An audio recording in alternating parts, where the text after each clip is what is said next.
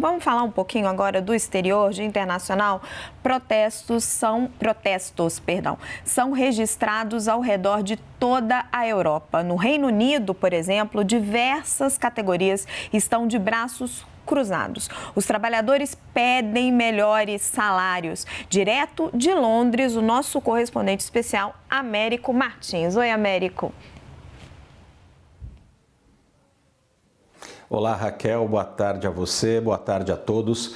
Várias categorias, como você disse, pararam as atividades essa semana, aqui no Reino Unido. Hoje foi o dia dos ferroviários, então poucos trens circulando pelo país. Os professores das escolas públicas, que são a maioria, centenas de milhares de professores, e também funcionários de universidades não trabalharam hoje, todos exigindo melhores salários.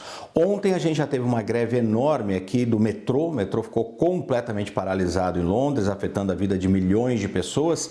E ontem também foi o último dia de greve, de 3 dias, dos médicos do sistema público de saúde aqui do Reino Unido. Aliás, nessa categoria houve uma novidade. O governo hoje ofereceu aos funcionários do sistema público de saúde, o NHS, um aumento de 5% e também um bônus de 1.655 libras, que seria aí mais ou menos R$10.500. Os sindicatos, em princípio, gostaram dessa proposta, não era o que eles pediam, mas eles viram com uma possibilidade de alguma negociação, estão consultando agora os seus filiados. Se eles votarem a favor, então a gente não deve mais ter greves de enfermeiros, paramédicos e também motoristas de ambulância. Então, todas essas atividades, todos esses setores paralisaram aí, entraram em greve, e as greves aqui não são longas, elas marcam alguns períodos, alguns dias da semana. Então, por exemplo, os ferroviários voltam a entrar em greve agora no sábado. Então, a cada dia praticamente você vai ter uma categoria diferente. Mas os servidores da saúde receberam essa proposta do governo, que é muito menos do que eles pediam, mas já é alguma coisa na direção certa, segundo eles. Isso pode ser aprovado. E hoje nós também temos que dar destaque a uma greve enorme que aconteceu, uma paralisação nacional na Grécia. Ali foi uma greve geral, Raquel.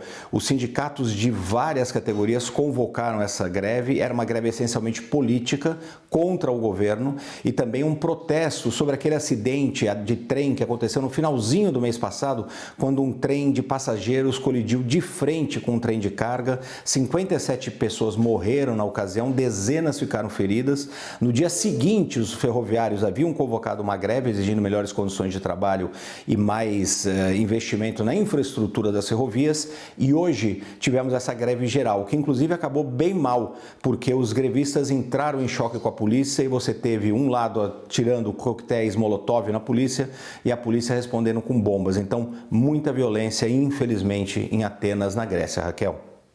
Américo, muito obrigada.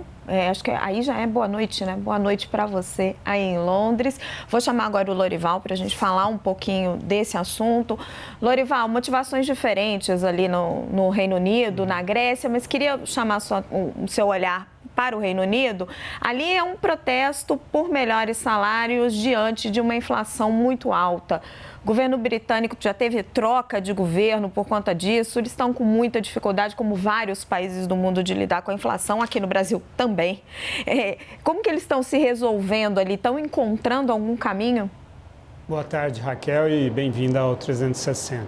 Exato, Grécia é uma situação diferente, tem a ver com a segurança nas ferrovias. França também é diferente, tem a ver com a questão da elevação da idade mínima de aposentadoria. Agora, Reino Unido, Alemanha, Holanda, Espanha, são países e vários outros países do continente têm enfrentado greves por melhores salários. A gente vem das rupturas causadas pela pandemia e pela guerra na Ucrânia, que levaram à elevação dos preços, da inflação, que gira em torno de 9%. No caso da zona do euro, os 20 países da zona do euro, nesse momento, 8,4% de inflação anual. Isso combinado com um nível de emprego altíssimo, exatamente porque nos serviços houve muita desistência, né? Muita gente saindo dessa área dos serviços por causa dos riscos da pandemia. Hoje existe uma procura muito grande por trabalhadores nessas áreas de serviços. Pode ver que as greves são quase todas no setor de serviços. Dos 165 milhões de trabalhadores da zona do euro,